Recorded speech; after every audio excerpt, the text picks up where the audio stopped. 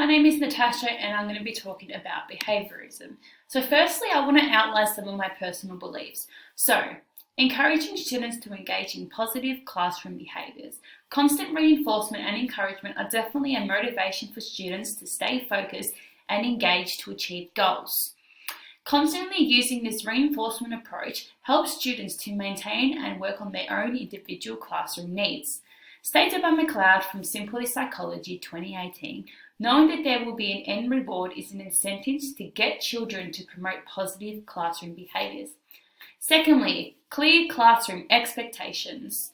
So, a teacher who employs clear classroom expectations, such as having posters outlining the classroom rules and expectations, sets a standard in which teachers expect their students to perform.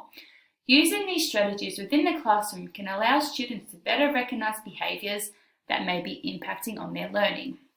So thirdly, creating positive learning environment.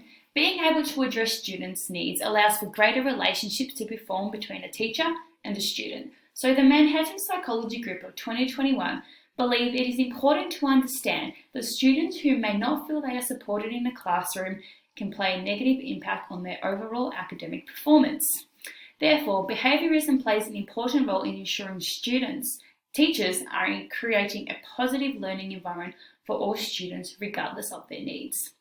And lastly, ensuring we have a fun and inclusive environment and classroom. So it is important to make sure a classroom is engaging and fun for everyone. As said by Cambridge University 2021, a classroom that may not be seen as fun or engaging can cause students to act out due to boredom and lack of control of the classroom. A fun and inclusive classroom encourages students to partake in classroom activities and discussions.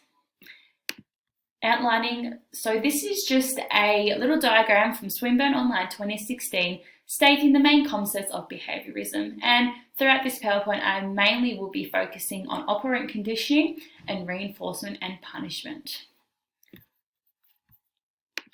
So, these are my strengths.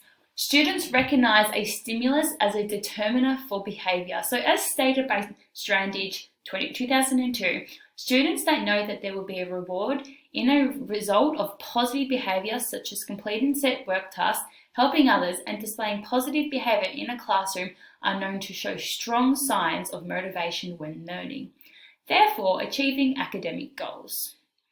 The continuous use of positive reinforcement encourages students to continuously act according to a desired behaviour, therefore teachers are able to predict a response to a stimulus. Secondly, greater self-esteem and motivation. Positive reinforcement encourages children to continue to work at the level they are working at. Teachers who engage in positive student behaviour can help students understand the right skills in which should be displayed within a classroom.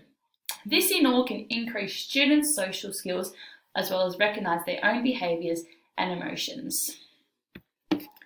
So thirdly, I'm going to be including students with additional needs, which is so important. So as teachers, it's so important to understand individual needs. Behaviourism is great for those of additional needs and non-English speaking backgrounds. So rewards can be adapted and changed to any academic level. It can be flexible as a result, as rewards don't always need to be scheduled and they can just happen in time. There are different reward systems that are beneficial to individual needs, such as classroom points, prizes, early snack, or giving out free time, which are examples from Renard 2017. Outlining the weaknesses now. So firstly, this does not account for other types of learning. So behaviour can be a result of external factors such as your home environment or your schooling environment, which may lead you to believe that these inappropriate behaviours may not seem reasonable. So taking this into account, we need to take into account cognitivism and constructivism. So nextly, behaviourism does not emphasise thinking or other mental activities, which is in relation to cognitivism. So because learning and learning processes cannot be observed as it relates to an individual's cognitive state. So in conjunction, behaviourism does not address memory and recall, therefore being unknown with what students are talking about in and remembering. So lastly, rewards can belittle or demean a learning experience. Rewards can cause and evoke feelings of unfairness within a classroom, as students might see that it's unfair when other students complete tasks and they get rewards. So this may result in students rushing their work just to get a reward, and their work is not complete to a great standard. So operant conditioning. So Skinner proposed that behaviour can be changed as a result of reinforcement that follows after the behaviour has occurred. So behaviour is giving students an opportunity to work towards something knowing that they will benefit in the end.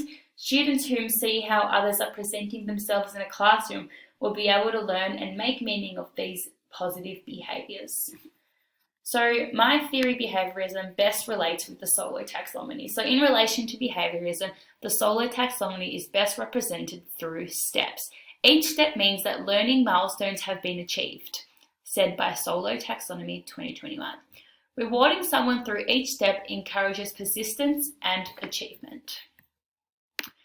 So in conclusion, it is evident that behaviourism is a highly successful theory educators can use in which can promote positive behaviour from students. And I believe this is the most important theory that can be used in a classroom. Thank you.